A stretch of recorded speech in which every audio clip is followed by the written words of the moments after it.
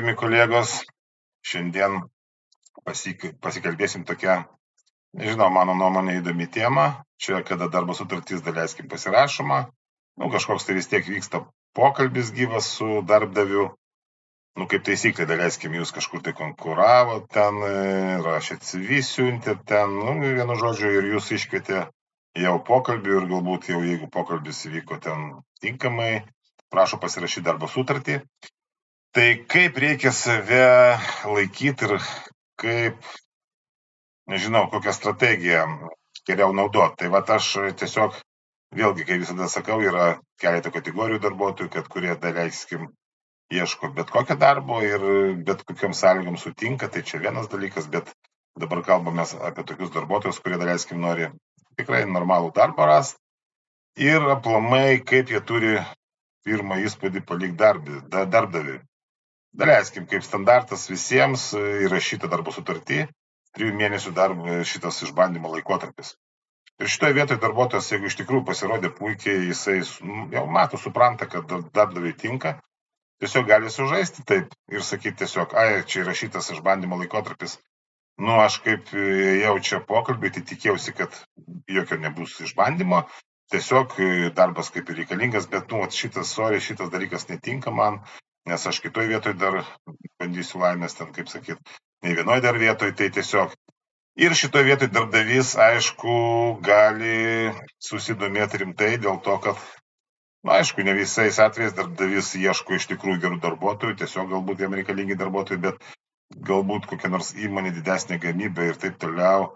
Ir vadovui reikėtų kokio nors meistro, aplamai darbuotojo, kuris galėtų prižiūrėti kažkokią tai, nežinau, kaip brigadininkas būt, nesvarbu jam įsilavinimas, bet jam svarbu darbuotojo savybės, kaip žmogus, kuris gali kažką tai pasireikšti. Ir aplamai tiesiog kažkokio tai darbdavio požiūrių lyderio galbūt reikia, nes galbūt tokia praktika buvo vienas kitas ir tiesiog nesusitvarko arba ten kažkur tai kažko tai negali padaryti, vienu žodžiu, netinka ir taip. Tai šituo atveju darbdavys iškart gali tiesiog kalbėti kitaip, nes jūs jau tada, ir daleiskim jisai ir sako, tai kodėl jūs nenori šitos normos? Jūs tiesiog sakot, kad yra pasirinkimas, aš į šitą darbą pas jūs ateinu kaip profesionalas, daleiskim, jūsų specialybė tokia ir jūs jau tokioj, tai pavyzdžiui, įmonėje dirbat panašioj, tą patį darbą.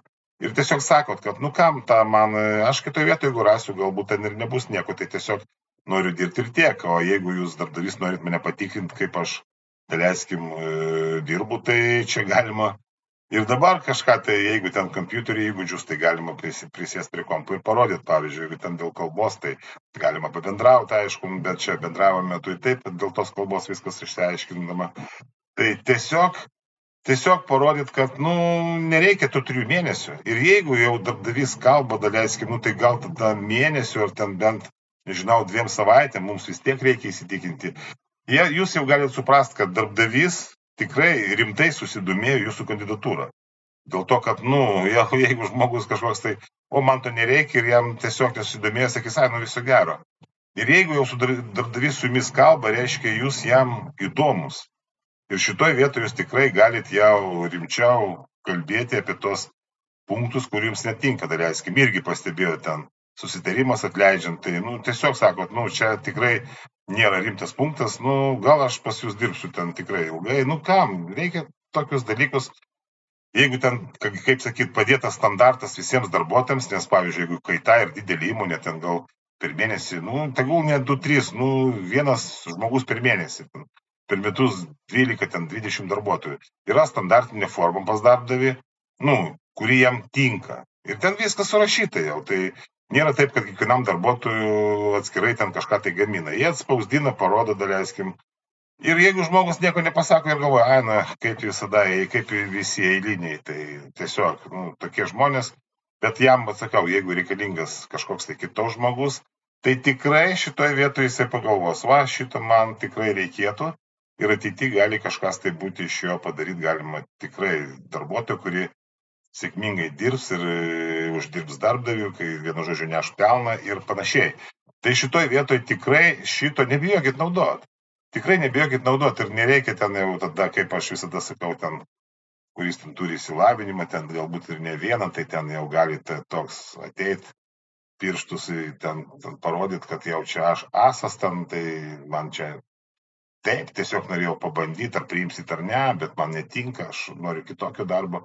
Nu tai ne, tai šitoj vietoj, tai tikrai tas išsilavinimas ne visur yra svarbus. Pavyzdžiui, kai nors gamyboje, ne ten prižiūrėti kokios nors ten staklės ar ką, bet tiesiog kažkoks tai galbūt cechas ten paprastą darbą darbuotojai dirba, galbūt reikia jų prižiūrėti, nežinau, galbūt organizuoti darbą, tiesiog gal darbas pamaininis pagal suminę apskaitą, gal reikės sudarinėti grafikus, irgi turi būti kažkoks tai gabumas, čia nereiškia, kad turi būti kažkoks universitetinis išsilavinimas. Žmogus gali būti protingas ir po ten nebaigęs net to brandos atestatą neturėdamas, jisai tikrai gali labai gerai ir suvokti viską ir jeigu jisai pripras ir kažkokius grafikus daryti, tikrai jisai viską galės padaryti, tikrai tik tai reikia tų tokių savybių kaip lyderio. O dauguma žmonės ar neparodo, bet ir bijo šito parodyti. Tai va šitoj vietoj tikrai jūs galit sėkmingai pasinaudoti tokiu dalyku.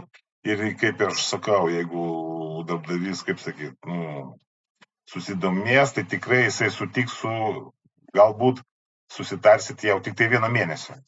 Tas išbandymo laikotarpis. Tai jūs tada jau galite žinoti, bet jeigu ir jau būtų tokios dėrybos ir 1 mėnesio pasiūlytų, tai jūs jau galite sutikti ir tiesiog jau jums bus aišku, kad darbdavys, jeigu nori pasinaudoti darbuotojų, pavyzdžiui, 3 mėnesius dirba pas jį, o po to, ten lieka savaitę atleidžia, o dabar pas mane bus byla nauja pradėta, kaip tik po mėnesio, čia ant dienų atleido darbuotoją pagal 36. Irgi lieka 5 darbo dienos iki termino pabaigos, prieš 3 dienas įteiktas įspėjimas, kad netinka. Ten prirašyta, kad tvarkos nėra, ten visiškai jokių nebuvo pastabų, bet tiesiog atleidžia. Ir darbdaviai taip ieško, tai per metus 4 darbuotojai praeina ir metus laiko darbdavys išsilaiko, dirba, moka mažiau, nes išbandymo laikotarpį ir moka mažiau darbdaviai. Tai tiesiog taip ir naudojasi. Bet jeigu jau 1 mėnesį sutiko, daleiskim, tai tikrai jau darbdavys netikisi ten pasinaudoti, kad mėnesį padirbs, atleisim, kitą mėnesį priimsim, ten reikėtų per metus 12 darbuotojų. Tai tikrai darbdavys tokių dalykų neužsiminės. Jeigu jau susitars dėl mažesnių kažkokių tai dalykų darbuotojų naudai, ten, kad jau jisai sutinka, tai jūs jau žinokit, kad tikrai, jeigu per tą trumpą išbandymo laikotarpį jūs pasirodysit, kaip sakyt, į darbą ateisit, pravaikštos nepadarysit, ten išgerės neateisit, darysit darbą, tai aš tikrai jau gal 90% jūs galima sakyti, kad radot puikų darbą ir pas jūs šiaip turėtų būti viskas gerai, nes, sakau, darbdaviams irgi reikia gerų darbuotojų. Jūs irgi turit suvokti, kad dabar visi pripratę, kad visur darbdavys, jisai, ką pasakė, mes privalom tą daryti. Žinokit, darbuotojai ir darbdavys, čia 2 šalis, jos skirtingas, aišku, bet viena be kitos neegzistuoja. Jeigu nebus darbuotojų, tuo labiau gerų darbuotojų, tas verslas irgi, jisai, aišku, gyvens, galbūt prie bankroto ribos gyvens, bet tikrai neklestės. Tai rinkoje, tikrai, jeigu žmonės save gerbs ir tiesiog vertins save ir kad neklausys tokių žeminimų kažkokių, tai tikrai pasikeistų tą ir praktiką. Ir darbdaviai, nori, nenori, jie pasikeistų, nes dabar, kol žmonės viską pasiryžę daryti darbdaviui, visokius nurodymus įvykdyti, tai kodėl nesinaudot? Tai bet koks žmogus, ir ten ar nedarbdavys, kuris taptų darbdaviu, jeigu ten tau daro, ko ir nereikia, tai kaip iš vienos pusės? Ir gerai, tegul daro. Tai šitoj vietoje, jeigu patys darbuotojas savo neleis taip nusileist, tai ir darbdaviai tiesiog bus normalus, kaip sakyt, požiūris į tos darbuotojus. Tai šitą, kolegos, žinokit, tikrai galima sužaisti tokiu būdu ir pasinaudoti tokią progą ir tikrai galima rasti ir pas mus Lietuvoje gerą darbą, kad nereikėtų važiuoti kažkur tai užsienį. Tai galbūt tiek šiandien, kolegos. Visiems gražios likusios dienos.